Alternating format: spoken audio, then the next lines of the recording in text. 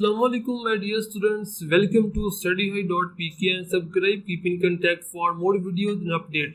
जैसा कि मैंने आज अपनी वीडियो में अनाउंस कर दिया था कि आज से हमारा एनएमडी के सेशन का पैटर्न डिफरेंट होगा। हम सिर्फ और सिर्फ डिफिकल्ट एमसीक्यूज ही सॉल्व करेंगे। तो अभी तक आपने सब्सक्राइब और बेल आइकन पे क्लिक नहीं किया तो कर दें। तो फर्स्ट ऑफ ऑल मैं आपको दिखाना चाहता हूँ कि आज के एमसीक्यूज हमारे पास कौन कौन से हैं, ताकि जिन बच्चों को सारे एमसीक्यू आते हैं हम उनका टाइम वेस्ट ना करें और जिनको नहीं आते वो आराम से बिला झिझक देख सकें। Ribosome involve in protein formation, which protein are form by ribosome that are associated with rough endoplasmic reticulum, secretary proteins या फिर lysosomal proteins, proteins of cell membrane या all of the above. Second MCQ जो हम solve करेंगे वो है Golgi apparatus involve in cell wall formation in plant and secretions in other cells. It is absent in dead cell. Third MCQ is plasma cells which secrete antibodies. Which organelle is more abundant in these cells than other type of body cells? इसमें ये option correct नहीं है। अगर किसी ने इसको correct समझ के भागने की हमें आता है तो वो ना दे। A bacteria enter in our body's connective tissue. It is destroyed by WBC through Dash process. A person is in coma for 3 months. His muscles are not in use and the muscle cell degenerate and muscle size decreases. Degeneration of muscle cells done by lysosome through Dash process. Due to deficiency of lysosomal enzyme, there is accumulation of specific substances in cells. In which disease there is accumulation of lipid substances in the cells. इसको भी अगर आपको आता है ठीक है, concept थोड़ा सा। In Pompe disease there is accumulation of glycogen in liver.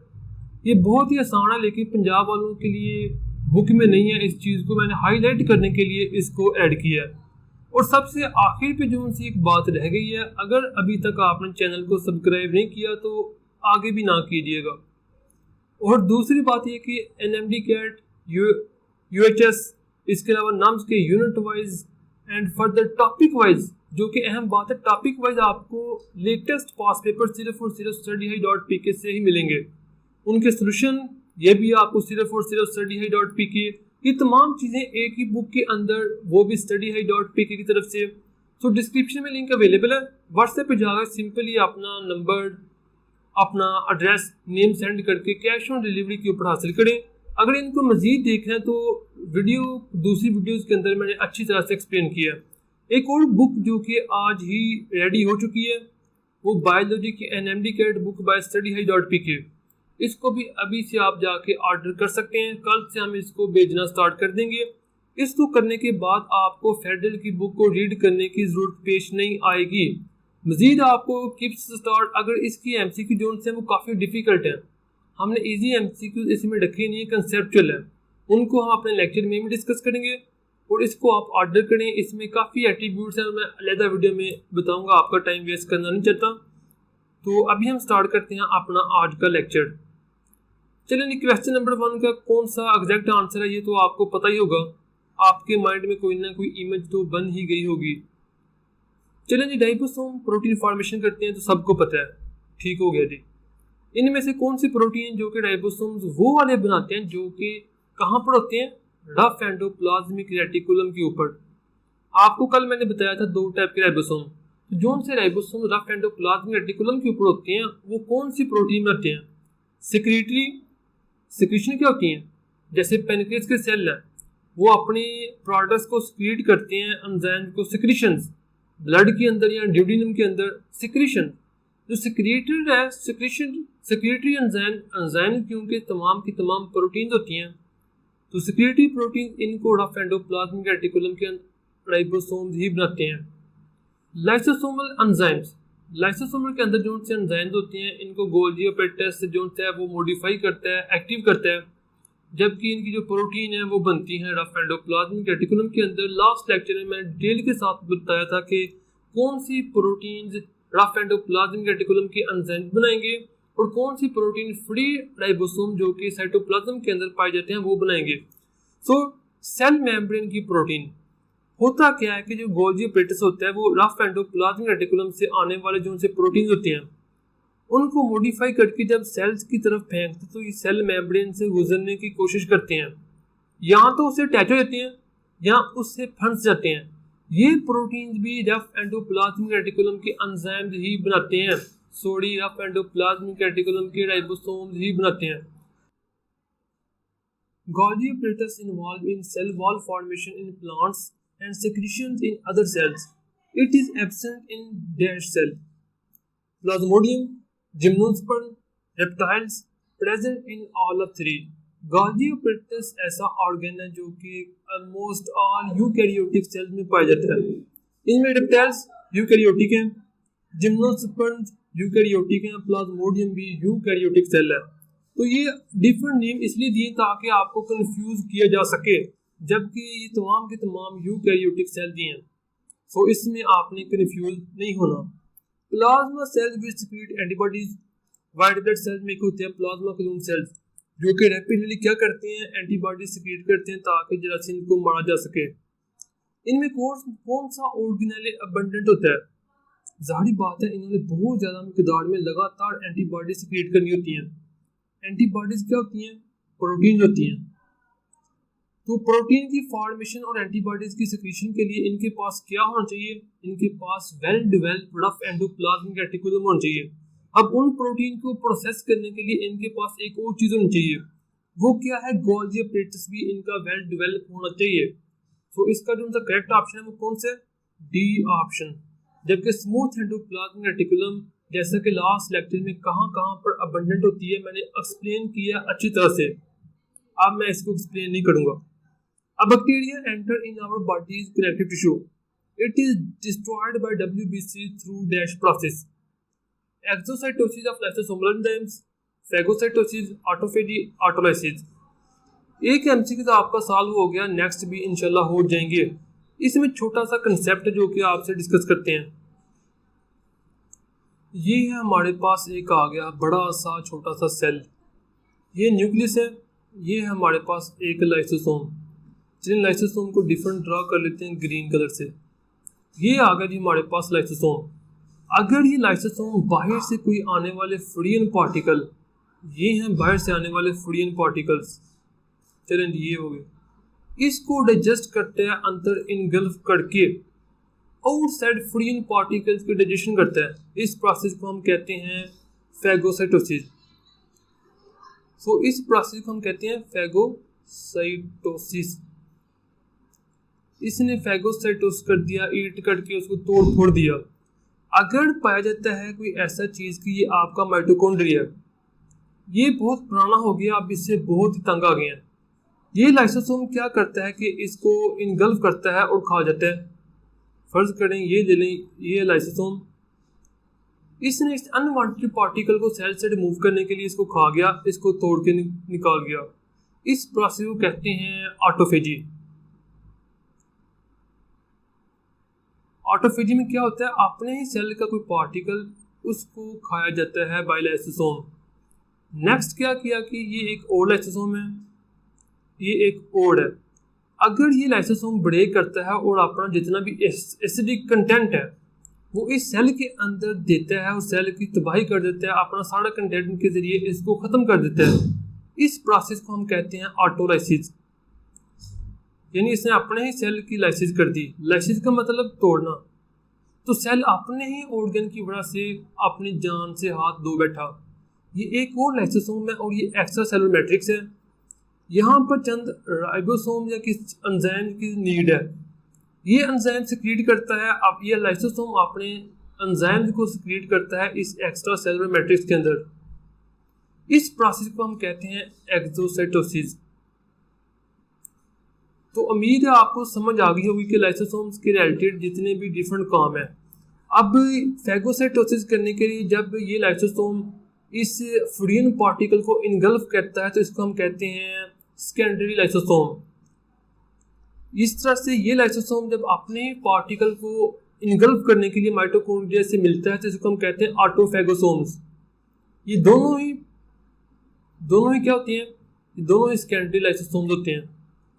चलें जी, अब हमारे पास आ गया अब bacteria enter in our bodies connective tissue. ये कहाँ पड़ा है? बॉडी के कनेक्टिव टिश्यू में।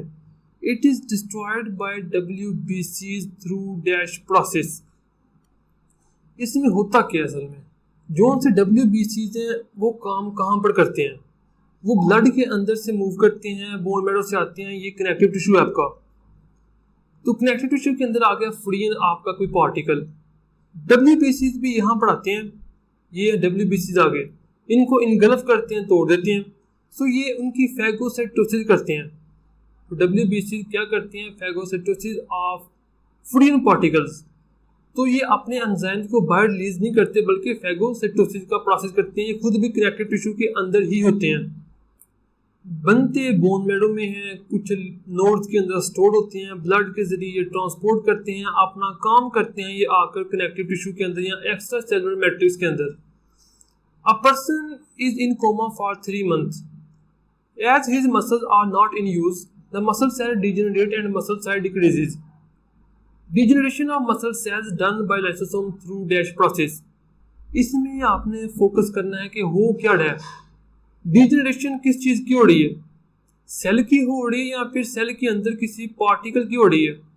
अगर मसल्स के अंदर माइटोकॉन्ड्रिया की तादाद कम होती है किसी सेल के अंदर, तो उस माइटोकॉन्ड्रिया की जो तादाद कम हो रही है वो होती है किसके जरिए, ऑटोफेजी के जरिए। लेकिन अगर सेल्स के नंबर कम हो रहे हैं, number of cells are decreasing, तो ये होता है ऑटोलाइसिस।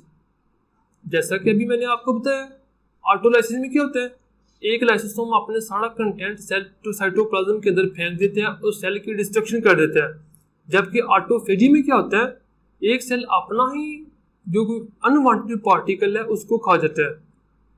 तो ये होगी हमारे पास क्वेश्चन नंबर 5। अब जाते हैं 6 की तरफ। ड्यू टू डेफिशिएंसी आप, इसी में आपने क्या गौर किया था, पूछा क्या है, ये डिपेंड करता है कि आप लाइसोसोम किस चीज को तोड़ रहे हैं। Due to deficiency of lysosomal enzyme there is accumulation of specific substances in cells in which disease there is accumulation of lipid substances. Tay-Sachs disease, pump disease है, ये है जी आपका एक लाइसोसोम। इसके अंदर है एंजाइम जो कि डिफरेंट कार्बोहाइड्रेट को, लिपिड को ब्रेक करते हैं। तो पहली बात, अगर मैं आपसे पूछता हूँ क्या लाइसोसोम कार्बोहाइड्रेट को ब्रेक करते हैं या फिर लिपिड को करते हैं, तो ये दोनों को कर सकते हैं, इसमें आपने कंफ्यूज नहीं होना। अगर खुदा ना खासा आपका कोई ऐसा एंजाइम है इसका जो कि अच्छी तरह से काम नहीं कर पाता, तो उसकी वजह से डिफरेंट डिजीज हो सकती हैं। लाइसोसोम के अंदर एक एंजाइम होता है जिसे हम कहते हैं हेक्सोअमाइनिडेज, हेक्सोअमाइनिडेज एंजाइम। अगर ये एंजाइम डेफिशिएंट हो जाता है तो हमारे पास एक डिजीज होती है जिसे हम कहते हैं, एक लिपिड अकमुलेट होता है, उसकी ब्रेकडाउन नहीं हो पाती। उस लिपिड का नाम है गैंग्लियोसाइड भी कहते हैं, गैंग्लियोसाइड लिपिड की ही डेरिवेटिव है GM2। सो गैंग्लियोसाइड होते क्या हैं, आपने पढ़ा है ट्राइग्लिसरॉल। ये फर्ज करें एक ग्लाइसरॉल है, इसके साथ ये कार्बन 1 के ऊपर एक फैटी एसिड की चेन अटैच है, ये कार्बन 2 है, और थर्ड कार्बन के ऊपर जैसे कि आपको पता है फॉस्फेट ग्रुप अटैच होता है। ये ट्राइग्लिसरॉल एक फैटी एसिड है। अब हमारे पास आ गया एक और चीज, एक और फैटी एसिड, इसको मैं कन्वर्ट करने लगा हूँ पहले स्फिंजोमाइलिन में, फिर स्फिंजोमाइलिन के बाद इसको कन्वर्ट कर दूंगा किसमें, गैंग्लियोसाइड के अंदर। सो स्फिंजोमाइलिन, स्फिंजोमाइलिन में क्या होता है कि जो सी ग्लाइसरॉल की जगह एक और अल्कोहल आती है, इसको हम कहते हैं स्फिंजोसिन। ये आपने याद नहीं रखनी, लेकिन आपको बता रहा हूं कि ये होते क्या हैं, स्फिंजोसाइन। सो स्फिंजोमाइलिन में ग्लाइसरॉल की जगह हमारे पास स्फिंजोसिन होती है, ये भी एक अल्कोहल ही है। तो ऐसे कार्बन 1 के ऊपर होता है एक फॉस्फेट ग्रुप, कार्बन 2 3 के ऊपर फैटी एसिड चेन होती है जैसे कि दूसरे में होती थी। तो स्फिंजोमाइलिन हमारे पास आ गई। तो स्फिंजोमाइलिन को ब्रेक करने के लिए एक एंजाइम की नीड होती है, उसे हम कहते हैं स्फिंजोमाइलिनेज। क्या कहते हैं, स्फिंजोमाइलिनेज। तो चलें जी, स्फिंजोमाइलिनेज एक एंजाइम है जो कि लाइसोसोमल एंजाइम है, ये स्फिंजोमाइलिन को ब्रेक करता है। अगर इस एंजाइम की डेफिशिएंसी होती है तो हमारे पास जो सा सेल है इसके अंदर स्फिंजोमाइलिन अकमुलेट होना स्टार्ट कर देगा। ये एक डिजीज काज करता है जिसे हम कहते हैं नीमन पिक डिजीज। इसको नोट करने की नीड नहीं है, क्योंकि NMDCAT बुक व studyhi.pk में ऐसे तमाम इंपॉर्टेंट पॉइंट मैंने नोट करके रखे हुए हैं, दिए हुए हैं आपको। तो ये MCQs भी उधर आपको मिल जाएंगी, ये भी चीज़ें भी मिल जाएंगी। तो अब इसको मैं गैंग्लियोसाइड में कन्वर्ट करने लगा हूँ। गैंग्लियोसाइड में जो फास्फेट ग्रुप है ये फर्दर अटैच होता है एक गैलेक्टोज के मॉलिक्यूल के साथ। इसके अलावा मजीद और भी चीज़ें आ जाती हैं। सो यहाँ से बनती हैं तमाम चीज़ें। तो GM2 भी एक क्या है, एक हमारे पास है लिपिड की type. Ganglioside GM2, GM1, GM3 होते हैं। क्योंकि फेडरल बुक ने इसको डिस्कस किया था GM2, तो मैंने बता दिया कि GM2 होता क्या है, बनता कैसे, आपको बता दिया। तो हेक्सोमाइनेज डेफिशिएंसी की वजह से सेल के अंदर क्या अकोमुलेट हो गया, GM2, जो कि गैंग्लियोसाइड है। तो इसके अकोमुलेशन होने की वजह से जो डिजीज काज होती है, जिसको हम कहते हैं टे सेक्स डिजीज, टे सेक्स डिजीज। दूसरा एक मैंने आपको बता दिया, स्फिंजोमाइलिनेज एंजाइम की डेफिशिएंसी होने की वजह से, ये स्फिंजोमाइलिनेज एंजाइम था, इसकी डेफिशिएंसी होने की वजह से क्या अकोमुलेट होगा, स्फिंजोमाइलिन, जो कि उसकी टाइप है फैट लिपिड की, स्फिंजोमाइलिन। इस डिजीज को हम कहते हैं नीमन-पीक डिजीज। तो ये भी फेडरल की डिस्कशन है। तीसरा एक और एंजाइम है, अगर उसकी डेफिशिएंसी होती है तो एक और डिजीज होती है, उसमें किसी की डेफिशिएंसी होती है अल्फा 1,4 ग्लूकोसाइडेज।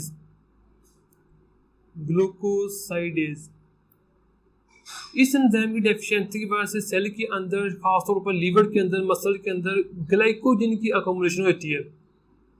जब उनके अंदर ग्लाइकोजन अकोमुलेट हो जाता है, फर्ज करें ये ग्लाइकोजन है, जो उनसी डिजीज होती है उसको हम कहते हैं पंप डिजीज।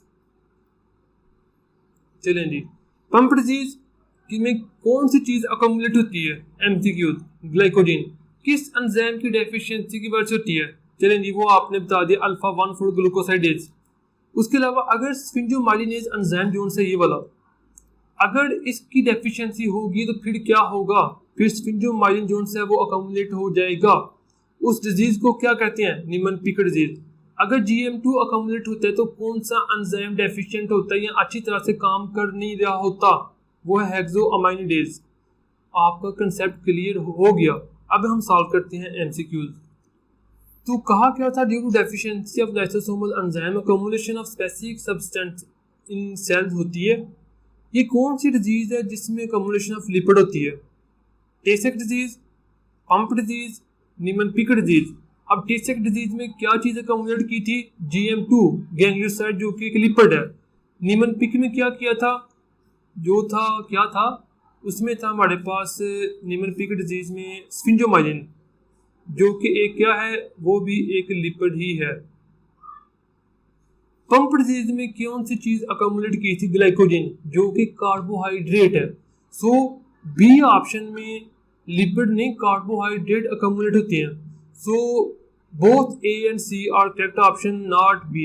सो इसमें आपने थोड़ा सा एडिट कर लेना है, both A and C are correct option, not A and B। तो जिन बच्चों ने सोचा था कि ये ऑप्शन है, B ऑप्शन, C ऑप्शन है, इसके तो ऑप्शन ही गलत है। So A and C are correct options, Niemann Pick disease and Tay सेक्स डिजीज।